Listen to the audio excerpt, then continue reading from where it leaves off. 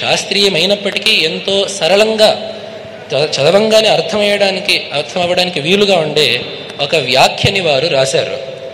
అక్కడ కూడా వారు అక్కడ ఉండే ఎన్నో విషయాల్ని స్పష్టపరుస్తూ భగవత్పాదులు అక్కడ ఒక మాట చెప్తారు, దుర్లభం త్రయమేవైత దైవానుగ్రహ హేతుకం మనుష్యత్వం ముముక్షుత్వం మహాపురుష సంశ్రయ అని.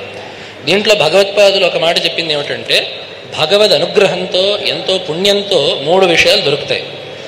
ఈ మానవ జన్మ అనేది ఒకటి, మోక్షం కావాలి అనే కోరిక ఒకటి, అలాగే ఒక మంచి గురువు యొక్క అనుగ్రహం, ఒక మంచి గురువు యొక్క అండదండలు, ఈ 3టికి చాలా పుణ్యం కావాలి అని చెప్పి అన్నారు. భగవత్పాదులు ఇక్కడ మనుష్య జన్మ ఎంతో దుర్లభము అని చెప్పి అన్నారు.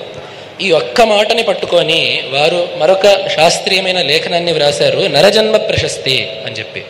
ఈ మానవ జన్మ అనేది మనమేదో అనుభవించడానికి ఒక అవకాశం కాదు, సాధన చేసుకోవడానికి ఒక అవకాశం అని చెప్తూ అక్కడ ఒక శ్లోకాన్ని ఉదహరించారు. శుభైరాప్నోతి దేవత్వం నిషిద్ధైర్ నారకీం తనం ఉభాభ్యాం పుణ్యపాపాభ్యాం మానుష్యం లభతే అవశః అని. మనకి ఏ శరీరం వస్తుందో అనేది మన చేతుల్లో లేదు. ఈశ్వరుడు మన కర్మ అనుసారంగా మనకి శరీరాన్ని ఇస్తాడు. పుణ్యాన్ని మాత్రమే అనుభవించడానికి దివ్య శరీరాన్ని ఇస్తాడు, పాపాన్ని మాత్రమే అనుభవించడానికి నరక సంబంధమైన శరీరాన్ని ఇస్తాడు. పుణ్యపాపాలు రెండింటినీ అనుభవించాల్సిన అవసరం ఉన్నట్లయితే అప్పుడు మనకి మనుష్య శరీరం వస్తుంది.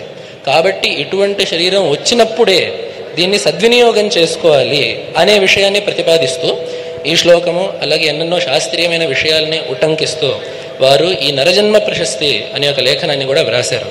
కాబట్టి ఈ విధంగా చూసినట్లయితే వారి యొక్క వ్యక్తిత్వం, వారి యొక్క తపశ్శక్తి, వారి యొక్క మహిమ కూడా మనకి శ్లోకంలో చెప్పబడుతూ ఉంటుంది.